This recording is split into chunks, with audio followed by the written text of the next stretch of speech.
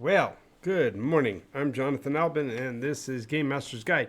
I have a question for you. Do you consider your game to be 4X? And if not, why not?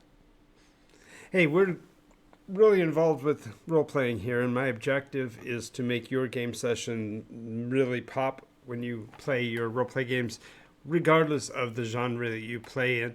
And I endeavored to do so by not only expressing the way games work in my 50 years of experience, but also to draw attention to the places where the role play mechanisms of the modern games have really missed the mark, and to talk about how we can improve them.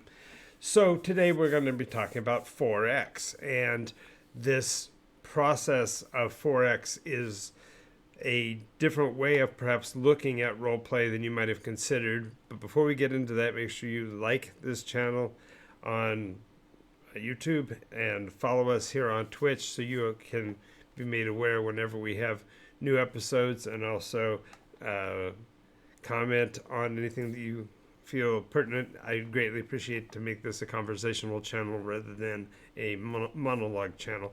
And make sure also that you subscribe. And if you subscribe here on Twitch, you no longer get commercials, so that's a plus. Otherwise, subscribe to our channel on YouTube, because that way it keeps it a daily channel. All right, let's get going.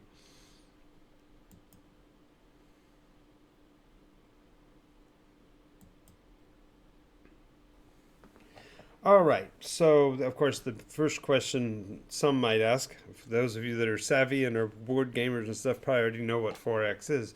But 4X is the concepts of exploration, expansion, exploitation, and extermination.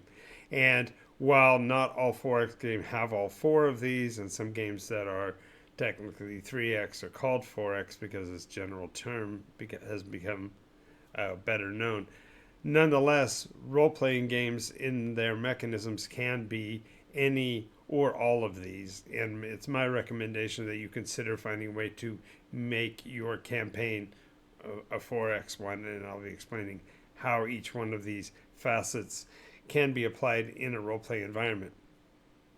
The last one, I think, is going to be the one that's going to be kind of eye-opening for you, and will perhaps provide the real impetus for how things should go in your role-play games. But let's see how that goes.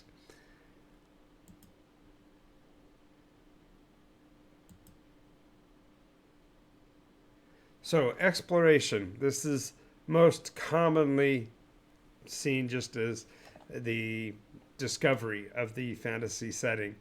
And in many cases, the way in which a game master approaches his story will definitely give a exploratory vibe, whereas others will be much more isolated and insulated to a localized community. But even with that, I'm going to show you how that can actually be a form of exploration.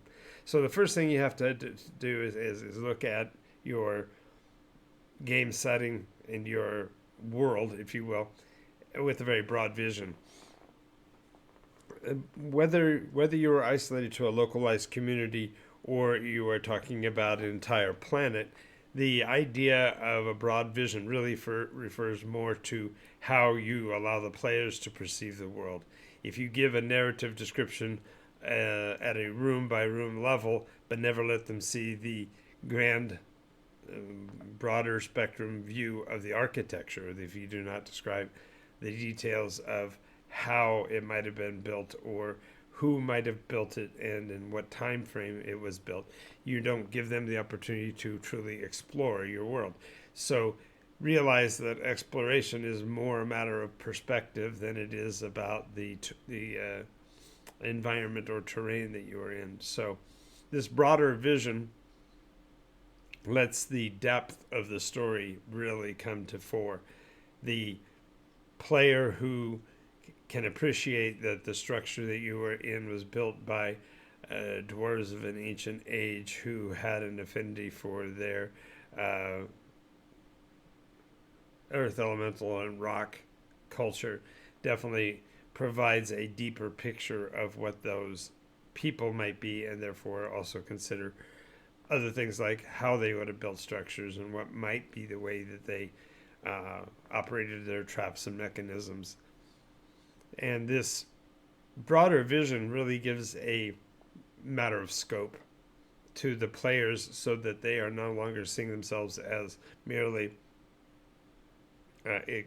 existing in the world, but actually living there and understanding and embracing what that world is. This also means you need to be looking at your games not in a one-shot thought process, but look at it in a saga format. And I'm not saying that you have to. I'm not suggesting that we get rid of single shots. The one-shot adventures are sometimes the most enjoyable ones that we have because they are bright sparks in a rather mundane otherworld existence. But the idea that the saga format is lending itself means that when you are telling a story week over week or month over month, if you're keeping some kind of coherency to it, the players begin to feel the breadth and the width of the world, and therefore exploration enters their mind as something they might want to do. They might want to find out why the dwarves built this structure here when it's not beneath the ground. Why were they above ground in the first place? Or maybe they weren't. Maybe this was a cavern that broke away. There's so many things that could be explored that literally you can give yourself an unending resource in this fashion.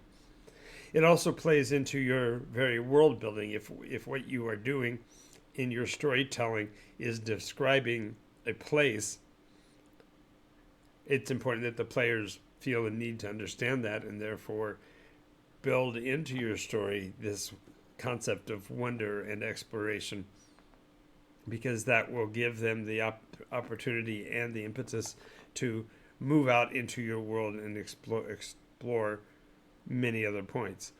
Now, this also lends itself to the idea of building a saga, in that you'll start looking at your relative positioning as part of the story plotting. So perhaps the adventurers are required to go from point A to point B to gather this information, and that gives you an opportunity to further broaden their awareness of the wonders of the world that you've created. This story plotting mechanism I've called a travelogue or journeyman processes. This idea of learning the world as part of the necessity of doing the things that you should be doing in that world. A great example of this is in Tolkien's great work, Lord of the Rings. You are moving, literally spanning the globe from one side of the map, so to speak, to the other. And as you are doing so, you're exploring the locations, you're getting a better description of the kinds of plants and such that grow in that area, what the kinds of cultures might be in that area, and how they might interact. This even lends itself to your NEP creation, your non-adjoined persons.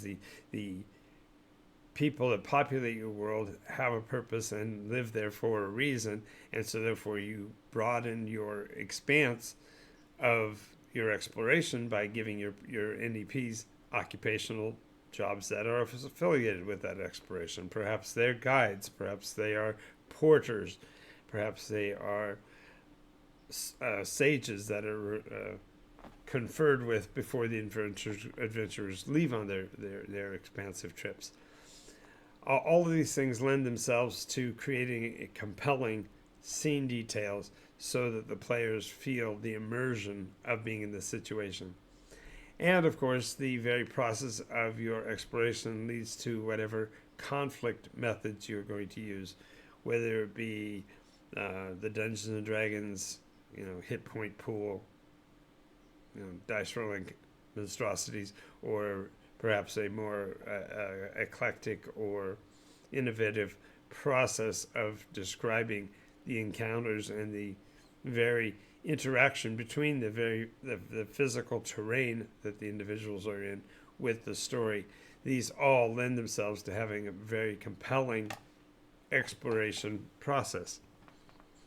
1 down, 3 to go.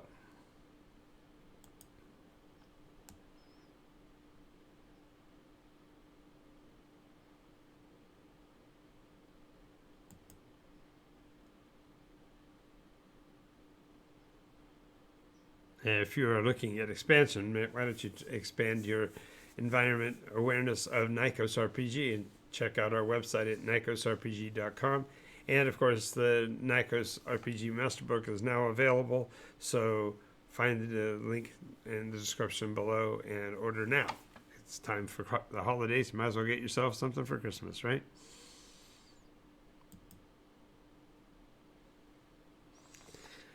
Okay, so expansion in a role-playing mechanism usually refers to the advancement of the character, the amount of belongings they have. But in this case, I want to look at expansion in a much more tangible way. If your players are part of, say, an expedition of exploration, this is usually a precursor to an expansion, either through some form of settler plan programming, perhaps pilgrimages. But more importantly, it lends yourself to figuring out how your culture is going to improve itself over for the cultures that are around, and whether that be the quote good guys with whom you trade, or whether it be the bad guys who might be raiding you. We now need to look at what it is that they are doing in terms of their expansion as well. And so we want to talk about the processes. Are we going to be a part of a culture that is basically coast running and you're raiding villages along the coastline? Or if you're not, maybe the enemies have been, and so that now you've got to deal with, are they individual raids, or is this part of an attempt to conquer the area? And if it is conquest, what's in their mind, do we have a burden of defense to associate the party of adventurers with the local culture and communities in order to bolster their defenses? And that very concept can lead to a great little micro campaign, or at least a series of adventures where the players are working to either overcome raiders or perhaps build up the defenses of a local community. The other thing to consider is, are these raids and conquering attempts short-term or long-term? Quite often, especially with the more disorganized cultures, you will find that they are much more short-term minded. They raid now so that they will have materials to survive over the winter, but then they probably or may not interact with the community in any other time of the year. So by understanding whether there's a difference between somebody who is raiding or somebody who is attempting to take over a territory, you are able to build in the expansion, positive or negative. So the adventurers could be the ones that are doing the raiding, perhaps justifiably or unjustifiably so, or they might be those that are responding to the raids. And this really becomes a matter of looking at these engagements as whether they are just taking exercises, in other words, going in, grabbing raiding materials and escaping back into your own territory, or this is a take and hold where you're actually grabbing the territory for the purpose of expanding your boundaries. And both of these really are tied with the concept of what the various cultures and species are holding as valuable. Perhaps grabbing food to feed your family is one thing. To take and hold somebody else's farmland as a process of what's the word I'm thinking about? Some sort of ransom. These are variations of what you might consider very valuable. And then ultimately, of course, if you do take that territory, what is going to be the continuing cost of oversight? How long are you going to be able to hold on to those territory gains unless you also are including some form of settlership or pilgrimage or something that's causing the encounter that is expansionist to become permanent? And if you are expanding, now you're talking about your second step of a 4X game. You are definitely now expanding beyond what you've already explored.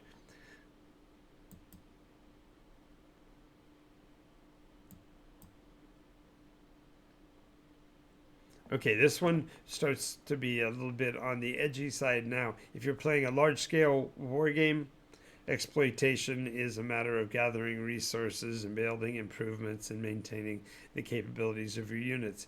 But this can also be a resource for when you are doing a role play game, because as you expand out, perhaps you find there are resources that your community hadn't considered. Perhaps there's ability to trade in exotics like fur or ivory or whatever. Perhaps there are sufficient animal resources that you could start farming or domestication. What are the ramifications of your group's activities? As you worry through the exploitation phase, realize that the word exploit has both a positive and a negative connotation.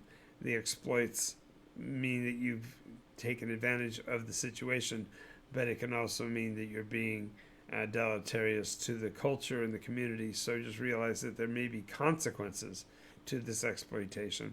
And so the players should begin to look at the process of this gathering of resources as a give and take. Perhaps they collect some and then they give back to the culture. It's really up to the games group's attitudes. But as a storyteller, you need to take this into account.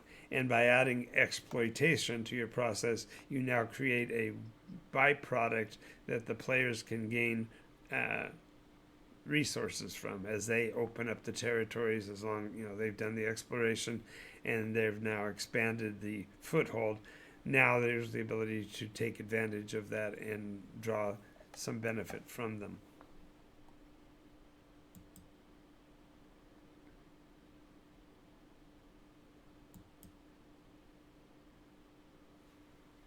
Now, the last we come to is extermination, and that word on its face sounds horrible. And many times it is problematic that you would be running a game for the purpose of exterminating a species. But let's talk first about what kind of species we're talking about.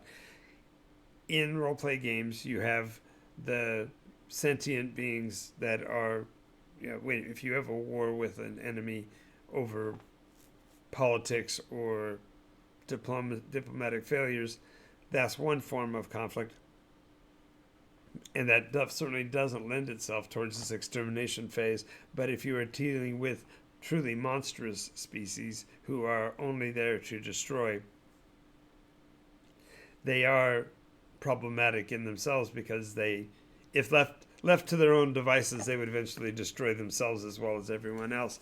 But the point here is that the extermination phase of a 4X game really has to do with a definite victor. And just as Dungeons and Dragons as a mechanism builds in the extermination of the enemy, there's no equivocation. You are there to destroy the monster. In this case, we want to look at these villains, these exterminatables, if you will, as beings that were expressly created for the intent of them being eliminated. There's going to be mutual disdain between the species that you're targeting and virtually all other sentient beings. So in the case of, for example, Lord of the Rings, they make out that the goblins or the orcs are so disdainful that they literally wipe out every man, woman, and child in the village that they destroy. So there is already the concept of animosity between the factions, and therefore make it justifiable to exterminate them, because otherwise they would exterminate you. You also have to realize that this extermination can be done against a species or even a culture. If the persons that you dislike are, I don't know, sacrificing babies, that would be a bad thing, and therefore worthy of stopping. And so therefore this controversy between the species or between the cultures has to be constant in nature. It's not like it gives up. You're not friends in the spring and then trying to murder them in the fall. You are constantly seeing them as a threat. Maybe the longevity of the conflict goes back so long you don't remember why, which case that leads to an entirely different kind of theme, doesn't it? Because now you can actually say that, well, that's actually now a new form of exploration. But this idea of extermination has to be one of absolute resolve. The idea that the monsters in this case they're incapable of repentance. There's no way in which for them to change their ways. They are simply the monstrous ones. Now, there may be slight sympathies. For example, one of the things that's a great quote pull on the heartstrings is when the player characters come to a village of the enemy and find there are children and find there are young ones. Do you continue to press to eliminate them all, or do you try to domesticate or bring into alignment the other culture to yours? And history will still be the question in terms of whether that is accurate or not. Those places in our culture where we have seemed to be attempting to be helpful and to quote pacify or to domesticate, we end up with major challenges because those terms are sometimes arbitrary. So there are going to be places where full extermination isn't really warranted or desired, but this concept is to refer to the elimination of their impact on the culture and the location. So the extermination pathway has more to do with preventing the exploits of an enemy within your territory.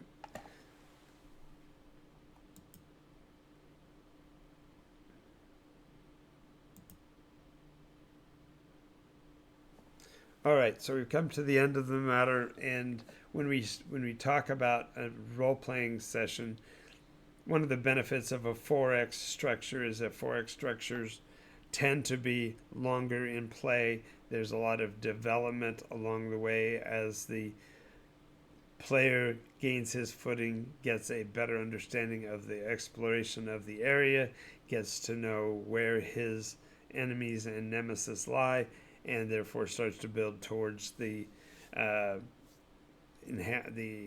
capturing the expansion of their culture into that of their neighbors or their enemies, and therefore leads to their exploits, which lead to cultural advancements, which lead to perhaps the very process by which they can exterminate or eliminate their enemy from practical opposition. What that all comes down to mean is that in the story of Nykos, for example, a 6.5-year campaign, there is certainly a 4X arc. There are enemies that are worthy of being eliminated, and there are heroes worthy of the task of gaining access to different locations through their exploration skills, but also to expand the borders and increase the footprint of one culture over another. And this mechanism, this push me pull you mechanism, is across all the different spectra, whether it be species or culture or economic model. This therefore opens the world up to a huge amount of opportunities for your players to explore and become more than they were when they started. I want to thank you for being with me for this episode. We are NycosRPG. We broadcast 10 a.m. and 11 p.m. Pacific, Monday through Friday, as well as running live games in Redlands, California at Board Games Paradise. If you get a chance to be in the Southern California area, I'd recommend you join us, play some NycosRPG, get an understanding for the game. As you've seen in several of the slides today, the master book is available. The information on how to order that will be in the YouTube descriptions. And also remember, you can download right now the master book fast play version at NycosRPG.com/playnow. All right, I will see you all next time, and keep them